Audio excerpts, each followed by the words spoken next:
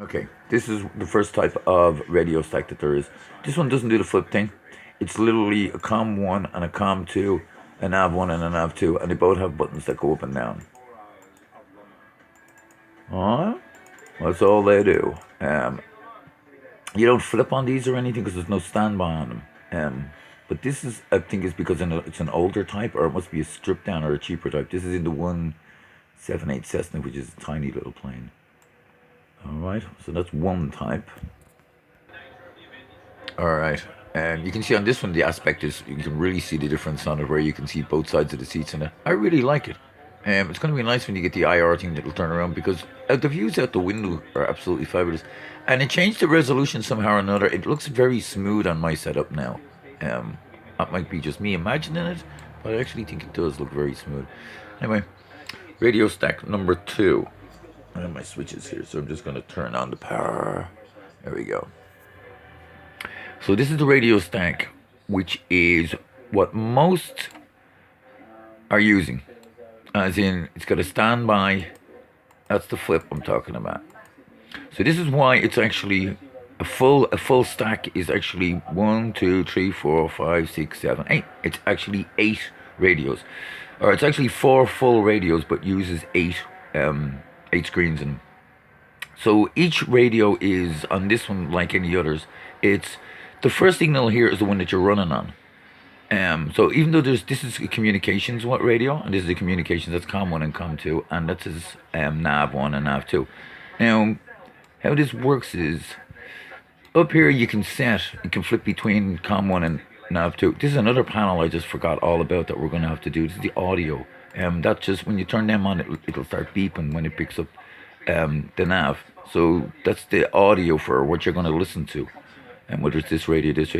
So these are all preset, and the reason they have the standby is when you're flying along and you're using this one, or even flipping between the two of them, they have another one that you set to, because you know that when I come into the airport, or we're given 50 miles of it, I'm going to need this channel, and I know when I get into the airport, I'm going to need this one for the tower. And what happens is you're using these two channels at the moment, and then you just flip them, and it just switches that one from that one to that one. Same with that one and that one. Same with the navigation here. You do need 2 navigation radios, because if you look, most of the planes have, this is a navigation radio, and this is 2, and this is as well. But these two are different. This one's on nav 1 and this one's on nav 2. So you can have 2 of them set to do different things.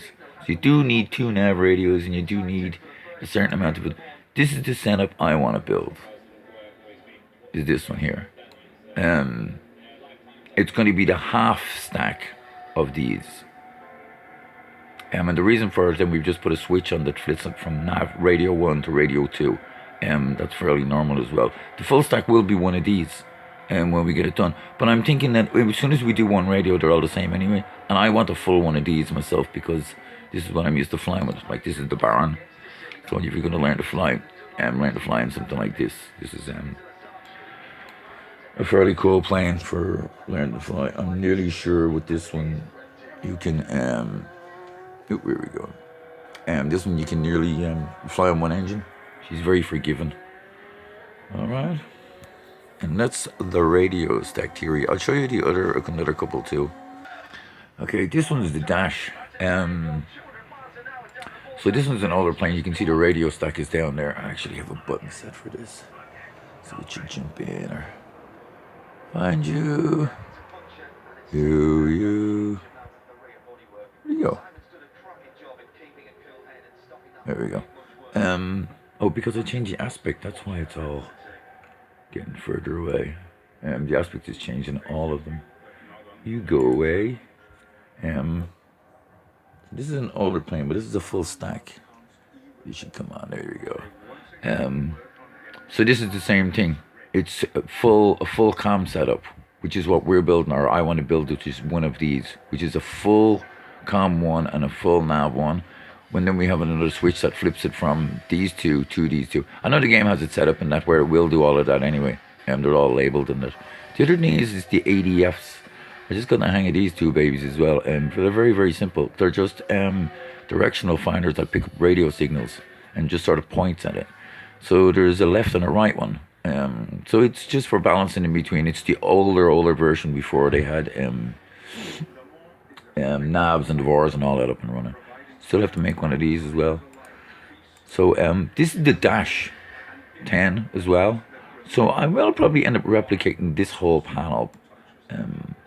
I'm going to show you the panels that I have at the moment, but if you look up here, and I'll zoom out, that there is the start of that there.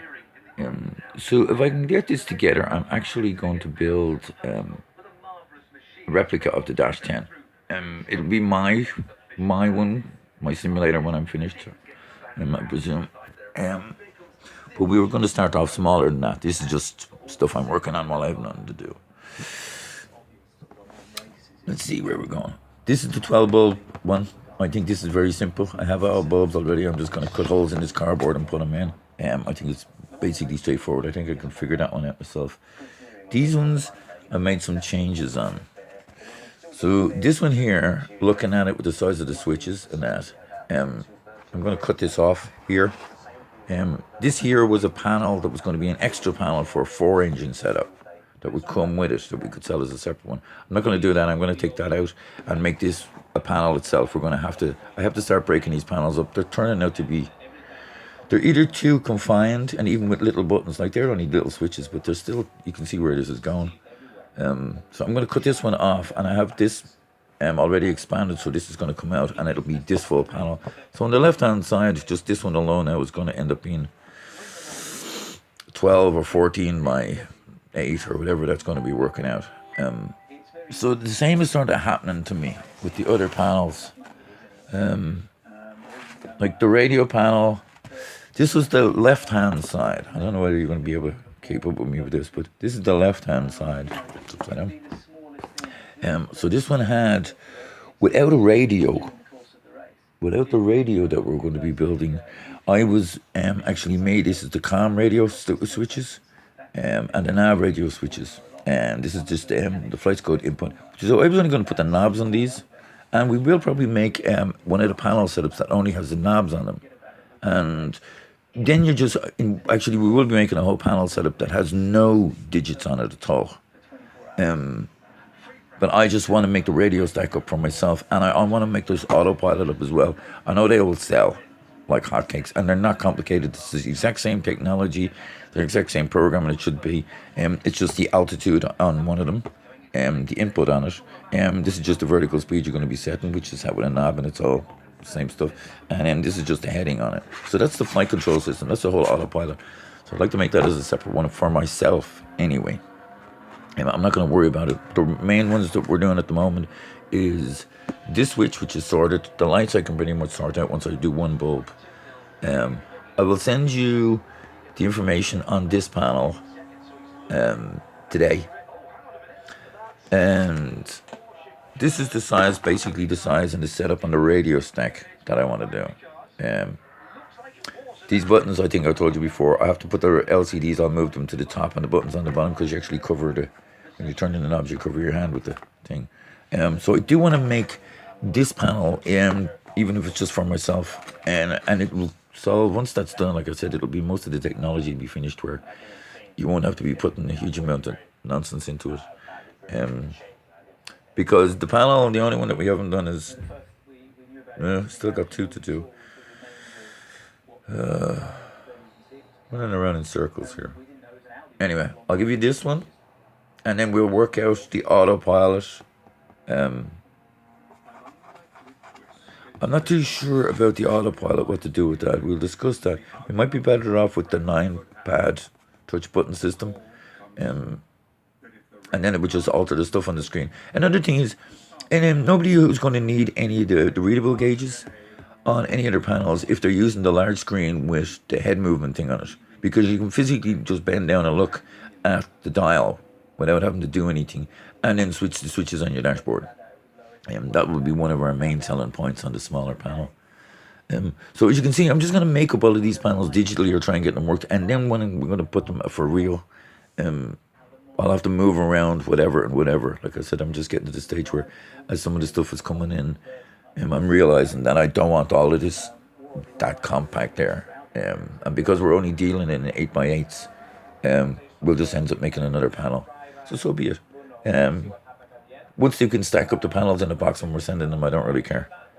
We'll just work it out on a panel basis anyway. $70 or $125 for these panels, and then these are like whatever. I don't know. We'll work out whatever that's going to be. All right. Here's my little list. Anything else? Oh yeah, I'm gonna look into iRacing today. If they make, which I'm 90% sure they make an output setup with the plug-in on iRacing. I'll look into that. I'll buy a steering wheel and I'll buy the game. iRacing is you pay per month on it. It's like $10 a month. But there's a massive amount of people out there. It's supposed to be the biggest racing simulator worldwide. Radio stack panels, heads up, aspect. I think that's about everything I can think of. If you think of anything or whatever, give me a call. I've been staying up late and I'm not really waking up at late. Today I didn't wake up until 12 o'clock. Just out of sync or whatever. I went out for a few beers with Benny as well. So I don't know. Call me or whatever over the weekend. Bye.